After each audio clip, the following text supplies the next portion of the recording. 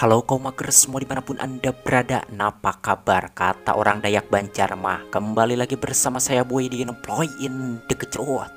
Kali ini saya akan membahas sebuah alur cerita film survival yang sangat seru, dan film ini berjudul Charlie's Country yang dirilis pada tahun 2013, di mana film ini menceritakan tentang seorang pria tua yang bertahan hidup sendirian di hutan belantara. Asli sedih pokoknya.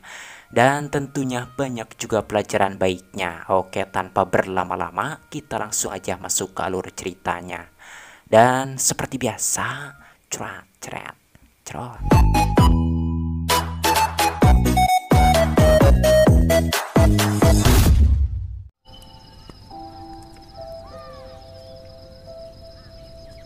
Cerita bermula dengan memperlihatkan seorang pria aborigin bernama Charlie yang tinggal di kota. Karena pada saat itu Inggris yang sudah berhasil menguasai Australia memaksa pribumi alias penduduk asli untuk tinggal di kota dan menjalani hidup seperti mereka. Walaupun tidak suka tinggal di kota, akan tetapi mereka terpaksa menurut karena tidak mempunyai kekuatan untuk melawan. Yang mana setiap bulannya mereka pun diberi gaji sebesar $3.000 untuk biaya hidup mereka sebelum mereka mendapatkan pekerjaan.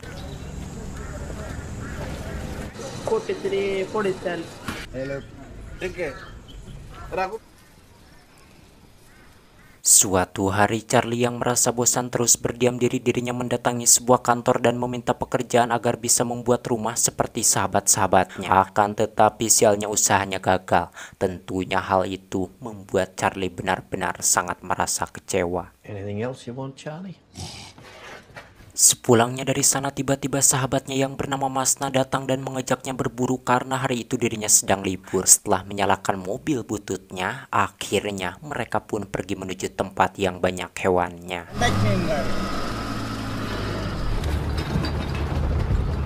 Setibanya di suatu tempat, mereka pun turun dan berhasil menembak seekor kerbau. Dengan penuh kebahagiaan mereka pun pulang membawa kerbau itu untuk dibagikan ke komunitasnya.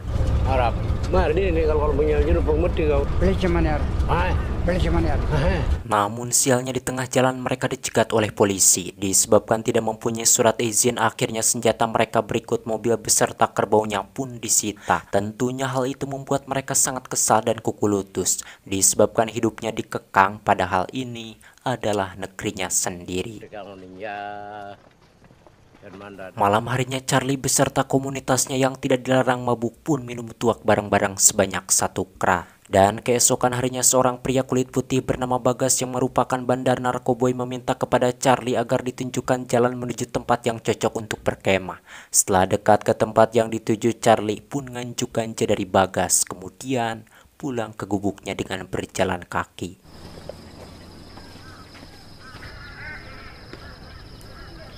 Malamnya saat Charlie sedang tidur, tiba-tiba sahabatnya yang bernama Mulyo datang dan meminta kepada Charlie agar mengajari anak-anak tarian tradisional mereka.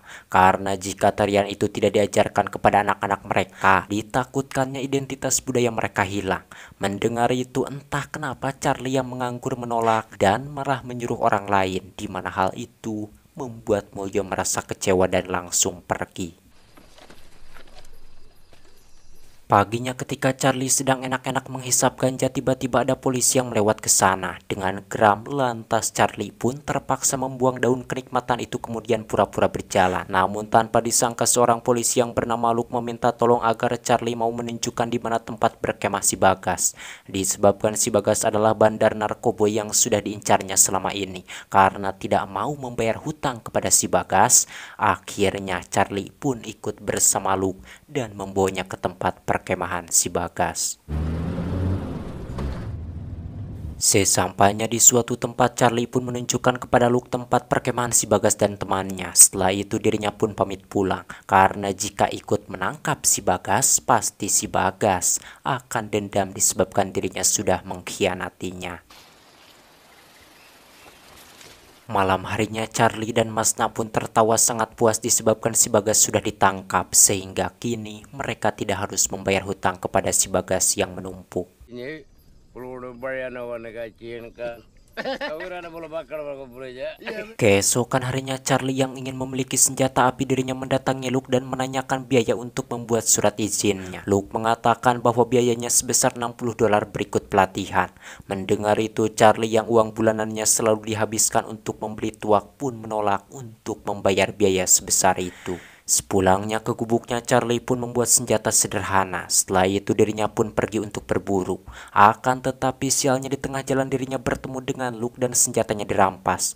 Disebabkan Luke takut, Charlie menggunakan senjata itu untuk melukai orang lain. Menerima kenyataan tersebut, di sini Charlie pun benar-benar sangat merasa emosi karena dirinya membuat senjata itu bukan untuk melukai orang lain melainkan untuk berburu. Fuck you then. Ngoro belngacan. Beli gimana dia mudah? Karena kuat. Karena tinggal di kota banyak sekali peraturan, akhirnya Charlie dan Masna pun memutuskan untuk kembali ke hutan. Setelah mencuri mobil polisi dan memasukkan semua perbekalannya, mereka pun pergi dengan perasaan gembira tanpa ada rasa takut sedikit pun. Namun sialnya di tengah jalan mobilnya mogok kehabisan bensin. Karena hal itu akhirnya Masna yang tidak mau berjalan kaki pun memutuskan kembali ke rumahnya. Sementara Charlie dirinya melanjutkan perjalanan sendirian dengan perasaan yang sangat senang tanpa memperdulikan lagi mobil polisi itu. Morning. Walama. Charlie yang berjalan sendirian akhirnya dirinya sampai ke suatu tempat dan memutuskan untuk tinggal di tempat itu karena di sana banyak sekali makanan. Setelah membuat tombak, Charlie pun berjalan mencari makanan untuk mengisi perutnya disebabkan perbekalannya tidak dibawa ditinggalkan di mobil polisi yang mogok itu.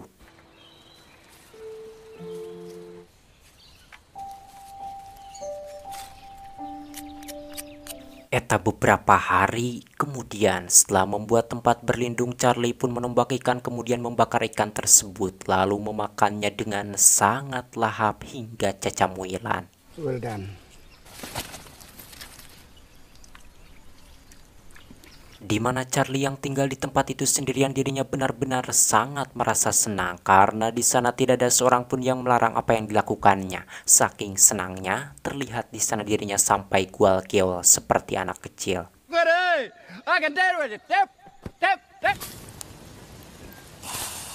Suatu hari hujan turun dengan sangat deras. Dalam keadaan semacam itu, Charlie yang sangat kelaparan pun pergi mencari makanan. Namun ternyata di sana sudah tidak ada lagi buah-buahan ataupun ikan yang bisa dimakan. Tentunya hal tersebut membuat Charlie terduduk lemas. Disebabkan di sana sudah tidak ada makanan, akhirnya dirinya pun pergi untuk mencari tempat baru yang banyak makanannya.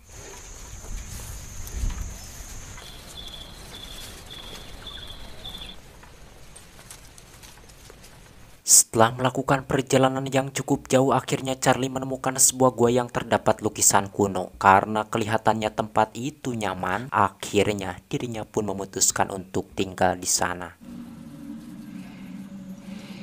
Hari-hari terus berlalu, namun ternyata di sana tidak ada buah-buahan dan juga hewan yang bisa dimakan. Disebabkan hal itu, dalam keadaan yang kurang sehat, Charlie pun memutuskan untuk kembali ke tempat sebelumnya.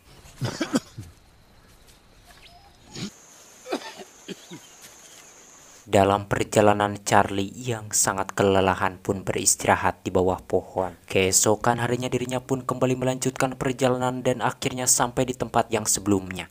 Kemudian dirinya yang sakit pun membaringkan tubuhnya dalam keadaan yang sangat kelaparan, membuat saya yang melihatnya sangat waas sekaligus kasihan. Waduh, Abah Charlie, nanaonan atau kukurusukan seperti itu, ah?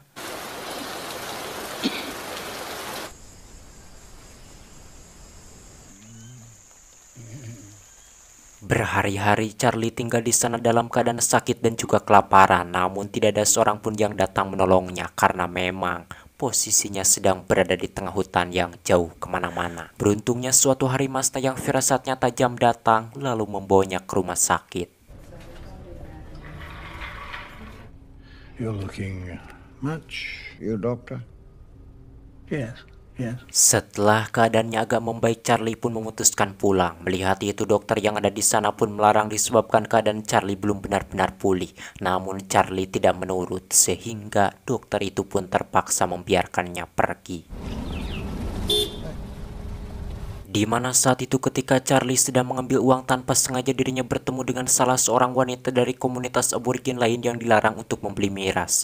Kemudian si wanita itu yang bernama Tuti pun mengajak Charlie untuk membeli tuak. Ya, karena dirinya memang hobi mabuk, tentunya Charlie pun sangat merasa senang. Dan ketika membeli minuman tersebut, Charlie pun tidak mendapat kesulitan disebabkan dirinya mempunyai surat izinnya. Yeah, all good. Namun ketika mereka hendak sampai di sana, Tuti menemukan tempat perkumpulannya sedang diaut-aut oleh polisi. Melihat itu, Tuti pun langsung mengambil minuman tersebut dari tangan Charlie. Karena meskipun Charlie mempunyai surat izin, akan tetapi dirinya pasti dipenjara sebab sudah membelikan komunitas Tuti 1 krat miras. Setelah polisi itu pergi, Tuti pun memanggil teman-temannya dengan mengatakan bahwa dirinya membawa banyak miras. Mendengar itu, teman-temannya yang hobi mabuk pun langsung keluar dari persembunyiannya. Dan pada malam harinya, mereka pun mabuk bareng dengan penuh kebahagiaan.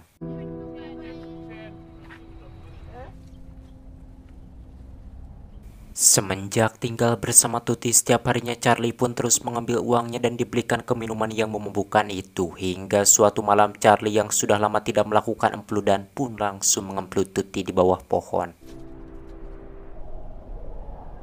Suatu hari, Masna dan Mulyo yang mendengar kabar bahwa Charlie tinggal di komunitas Tuti datang dan mengungkapkan bahwa Charlie sudah mempermalukan mereka. Disebabkan komunitas Tuti dan komunitas mereka itu berbeda, di mana komunitas Tuti itu lebih rendah dari komunitas mereka. Mendengar hal tersebut, Charlie tidak menjawab sepatah kata pun, hingga akhirnya mereka pun pulang sambil mengatakan bahwa Charlie itu cepat tunduk kepada wanita hanya karena sudah dikasih martabaknya. Keesokan harinya, Charlie menemukan uangnya sudah habis, tidak tersisa sepeser pun. Namun karena milik Tuti masih ada, akhirnya mereka pun kembali membeli miras. Karena hampir setiap hari kini penjual minuman itu pun memperingati Charlie agar berhati-hati, sebab perbuatannya itu bisa menyebabkan ditangkap polisi. Mendengar itu, Charlie tidak menjawab. Kemudian mereka pun pulang sambil membawa minuman yang sangat banyak. Dan tatkala mereka sedang berkumpul, tanpa disangka Luke datang. Melihat itu, mereka pun bersembunyi. Sementara Charlie dirinya malah menghadang Luke sambil membawa skop. Melihat Charlie merusak kaca mobilnya, Luke pun sangat emosi dan langsung menghajar Charlie. Ketika hendak dimasukkan ke mobil, Luke yang sebenarnya merasa kasihan dirinya menasihati Charlie agar jangan bergaul lagi dengan komunitas Tuti, sebab komunitas Tuti itu hanya memanfaatkan Charlie saja supaya mereka bisa membeli miras. Setelah sidang, akhirnya Charlie pun dijatuhi hukuman selama 18 bulan. Kemudian dirinya pun dikirim ke penjara dan dibotakan.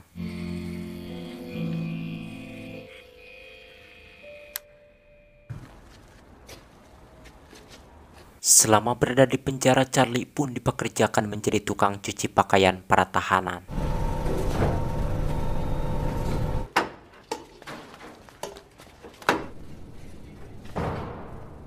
Suatu hari, Masna yang merupakan sahabat baiknya datang menjenguk Charlie, di mana saat itu Masna memberitahukan bahwa kini dirinya sudah mendapatkan izin menggunakan senjata api. Mendengar itu, Charlie pun sangat merasa senang. Akan tetapi dirinya tidak mengucapkan sepatah kata pun karena malu atas perbuatannya. Hingga akhirnya Masna pun pamit pulang.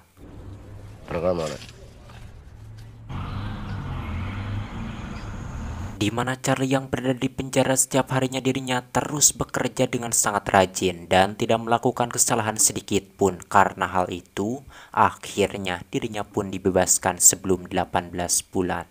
That's good. And you won't be allowed to associate for you to stay at a dry house for the first month. Sepulang ke gubuknya, kini Charlie pun berubah, tidak suka mabuk dan menghisap ganja lagi seperti sebelumnya. Kelihatannya selama berada di penjara dirinya banyak sekali mendapatkan pelajaran berharga tentang hidup sebenarnya yang diridhoi Sang Pencipta.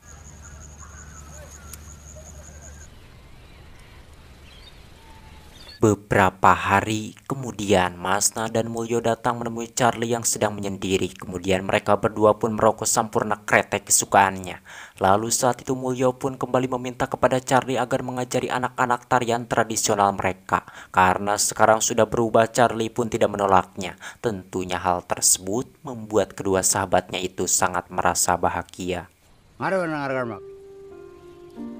Semenjak saat itu setiap harinya dengan penuh kesabaran Charlie pun terus mengajari anak-anak aborigin tarian tradisional mereka agar identitas budaya mereka tidak hilang.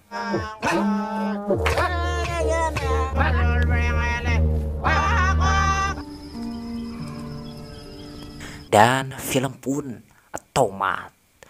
Menurut saya inti dari film ini adalah menggambarkan tentang penduduk asli Australia yang tidak merasa nyaman atas perlakuan bangsa asing terhadap mereka. Selain itu, kedatangan bangsa asing juga membuat mereka khawatir akan hilangnya budaya asli mereka. Nah, maka dari itu kita harus menjaga budaya asli kita supaya bisa mempertontonkannya kepada cucu anak-anak kita gitu, karena budaya adalah suatu ciri khas bangsa, suatu bangsa ataupun suku lah naon sih. Kalau dalam bahasa Sunda tema ulah ka jati kasilih kujunti alias ulah kalindih kudu budaya batur, budaya kita sendiri hilang naon sih ngacaprak. Halah capek. Aduh, saya ripuh kalau merekam seperti ini teh. Saya teh harus menggebah-gebah jangkrik, kodok, tengah peting, kan kaos nu burung. Tapi tidak apa-apalah meskipun saya merekam dengan susah payah, asalkan kalian suka dengan filmnya. Jadi saya teh merasa puas untuk merangkum film-film seperti ini, meskipun saya teh kesusahan kalau harus dicarioskeun mah seperti itu. Jadi saya teh jadi telat upload deh, 2 hari bisa ngerekam. Oke, tanpa banyak bacrit, saya Boy pamit dari ruang dengar Anda. Salam pengangguran.